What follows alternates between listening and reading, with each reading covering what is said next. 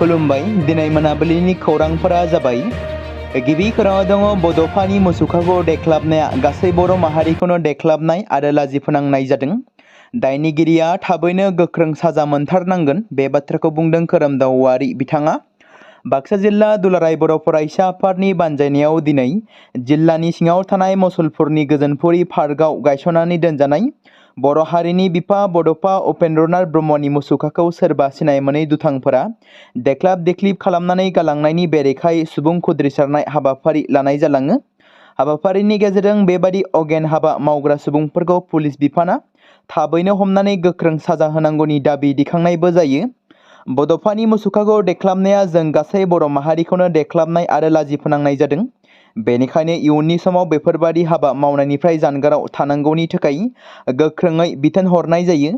दिनैनि जालांनाय हाबाफारियाव दुलाराय बर' फरायसा आफादनि मानाव गेदेर बोसोनगिरि बि सोमखोर बसुमतारी बिथाङा बाहागो लानानै बेखेवनानै होयो।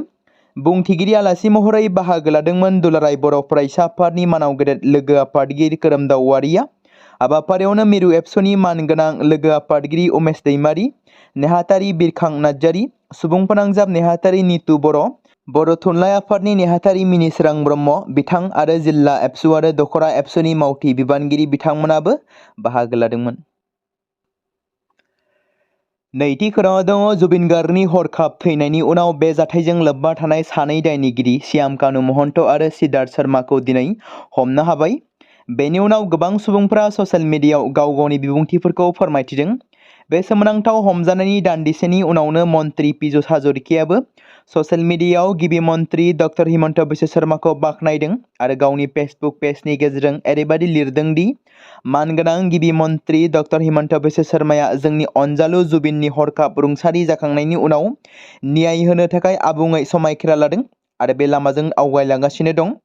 जुबिननि गोथै सहखौ आसामाव लाबोफिननायसिम आरो मोनसे उसित मानगोनां आरो गोजोनै जोबथा बिदाय होनायसिम दायनिगिरिफोरखौ हमनो थाखाय गोख्रोङै राहा लानाय आरो जुबिननि मुंखौ गावनि थांखिनि थाखाय गाज्रि बाहायनो नाजानायफोरनि हेंथायै गोख्रों राहा लानायसिम मानगोनां गिबि मन्त्रि मावनाय मोनफ्रोमबो खामानिया मोनसे थिरांथायारि बिफाव लादों। मानगोनां गिबि मन्त्रिया जुबिन गार्गनि अमर जोबनो गैयै बिहोमाखौ संरैखा खालामनानै लाखिनाय आरो रैखाथि होनायखौ थि खालामदों आरो फैबाय थानाय सानफोराव गासैबो गोनां राहा लानाय जागोन होननानै बेबादि लिरदों पीयूष हाजरिकाया। मख'नो गोनांदि CJM बिजिरसालिया सानैखौबो 14 साननि थाखाय पुलिसनि जिम्मायाव दैथायहरनाय जादों। श्याम कानु महन्त आरो सिद्धार्थ शर्माखौ बुलेटप्रुफ गारिजों CID मावख'सिम लांनाय जादों।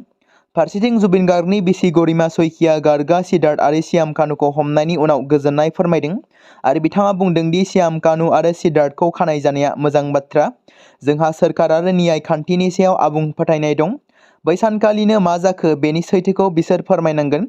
जों बयबो गोबाव समनिफ्रायनो मिथिनो लुबैगासिनो दं होननाबो बुङो बिसि गरिमा गार्गआ। जुबिन गार्ग बायदि सुबुंनि सायाव मानो बेफोरबायदि जाथाया जाखो बेनि फिननायखौ जोंनो नांगौ। मख'नो गोनांदि दिनै जरहाटआव जानाय गिबि दुखु मोननाय हाबाफारियाव गरिमा गार्गआ बे बाथ्राखौ बुंदोंमोन। 2025नि BTC बिसायख'थिनि फिथाइ मोननायनि उननिफ्रायनो BPF दोलोनि बेरेखा दोलो UPPL दोलोआ गोबां बिथिंजों दासान्दि BPFनि सोरखार जानो थांगासिनो थानायखौ लानानै ससियेल मिडियायाव बायदि बायदि अजद खालामबोबाय थानायखौ नुनो मोन्दों। बेबायदिनो UPPLनि मोनसे फेसबुक पेजनि गेजेरजों बावैसो सिगां ओरैबायदि मोनसे पस्ट खालामनायखौ नुनो मोननाय जादों दि जाय पस्टआव BTRनि CMआ प्रमद बर'आनो जागोन होननानै बाथ्रा बुंनायखौ नुनो मोन्दों एबा लिरनानै फोसावनायखौ नुनो मोन्दों। जेराव पस्टआव ओरैबायदि लिरनाय दंदि मोनसेल' मासि देरहाब्लाबो BTRनि CM प्रमद बर'आनो जागोन आरो फैगौ 5 अक्ट'बराव प्रमद बर'आनो CMनि समायखिरा लागोन।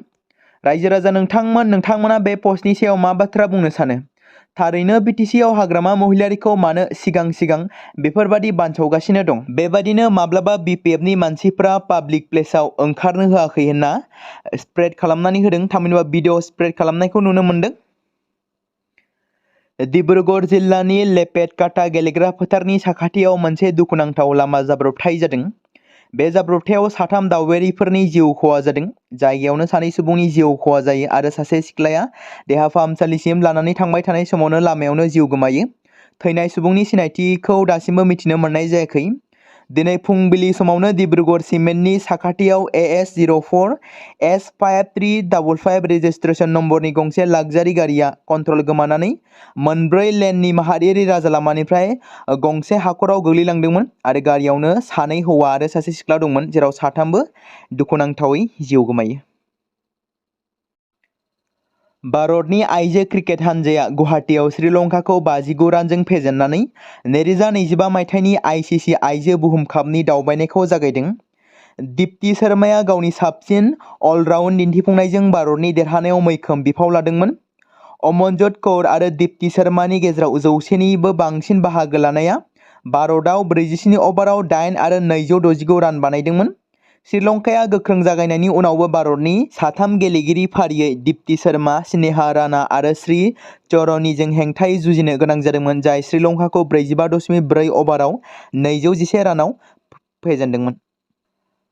थांनाय सानखालि दुलाराय बर' फरायसा आफादनि मानाव गेदेर आफादगिरि दिपेन बर' बिथांनि दैदेननायाव मुंदांखा देंखोगिरि आरो महरगिरि रुंसारि जुबिन गार्ग बिथांनि गुवाहाटी काहिलिपारायाव थानाय न'आव थांनानै नखरनि सोद्रोमाफोरखौ लोगो हमना मान बिलाइ गथायनाय जादों आरो रुंसारि बिथांनि थार बिजिरनाय मोननांगौनि थाखाय दुलाराय बर' फरायसा आफादा नखरनि सोद्रोमाफोरजों अराय मदद होफानो थाखाय रादाय होयो। सनापुरनि कामारकुसि रुंसारि बिथांखौ सावनाय थावनियाव थांनानैबो मान बावहैनाय जादों।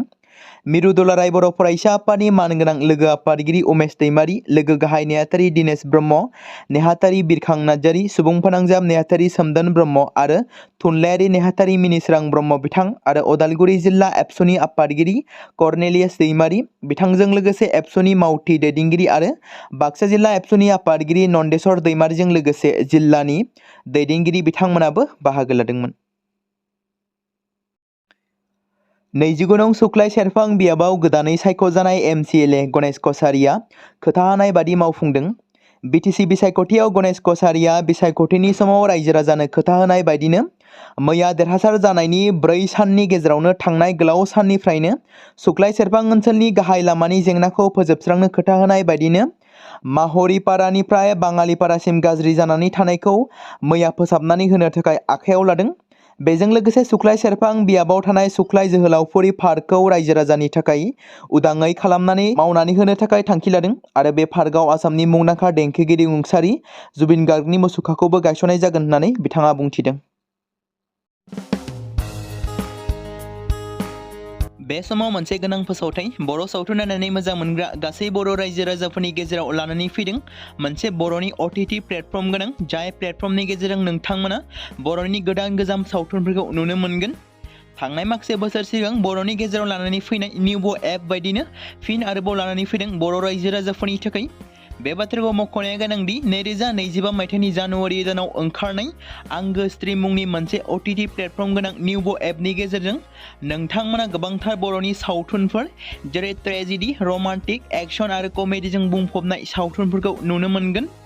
जेरै सनानि नखर, थांखि गैयै समाज, अनसुला आफा, हिर', बिमा बायदि बाजै, अर, थैसाम, वान्टेड, संदान आरो रं नाम्बार बायदि सावथुनफोरा मख'जाथाव।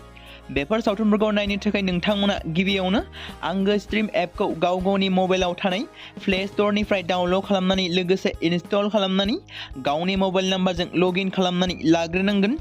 बेनि उनाव नोंथांमोना गोबांथार नुनो मोनै सावथुनफोरखौ गुगोल पे, फन पे आरो पेटिएमजों रं नाम्बार सावथुनखौ नायनो थाखाय 60 रां आरो संदान सावथुनखौ नायनो थाखाय 80 रां, वान्टेड सावथुनखौ नायनो थाखाय 60 रां, थैसाम सावथुनखौ नायनो थाखाय 60 रां बेबायदिनो गोबांथार नुनो मोनै सावथुनफोरखौ नायनो थाखाय सुबिदा खालामनानै होदों आंगो स्ट्रिम प्लेटफर्मा। फिन नोंथांमोननि गेजेराव फोरमायबावनो लादों बर' सावथुन नायनानै मोजां मोनग्रा गासै बर' रायजो राजाफोरनि गेजेराव लानानै फैदों मोनसे बर'नि OTT प्लेटफर्म गोनां, जाय प्लेटफर्मनि गेजेरजों नोंथांमोना बर'नि नुनो मोनै सावथुनफोर जेराव गोदान गोजाम सावथुनफोरखौ नुनो मोनगोन।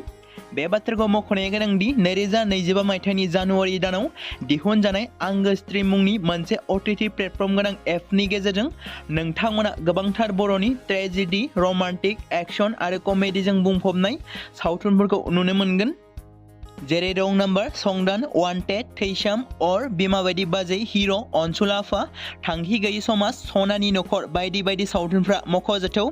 बेफोर सावथुनफोरखौ नायनो थाखाय नोंथांमोना गिबियावनो आंगो स्ट्रिम एपखौ गावनि मबाइलाव थाखानाय प्ले स्ट'रनिफ्राय इनस्टल खालामनानै गावनि मबाइल नाम्बारजों लगइन खालामखांनायनि उनाव नोंथांमोना गोबांथार नुनो मोनै सावथुनफोरखौ गुगोल पे, फन पे आरो पेटिएमजों रं नाम्बार सावथुनखौ नायनो थाखाय 60 रां, संदान सावथुनखौ नायनो थाखाय 80 रां, वान्टेड सावथुनखौ नायनो थाखाय 60 रां, थैसाम सावथुनखौ नायनो थाखाय 60 रां, बेफोरबायदिनो अर सावथुनखौ नायनो थाखाय 60 रां पे खालामनांगोन। बेबायदिनो गोबांथार नुनो मोनै बर' सावथुनफोरखौ नायनो थाखाय सुबिदा खालामनानै होदों आंगो स्ट्रिम प्लेटफर्मआ।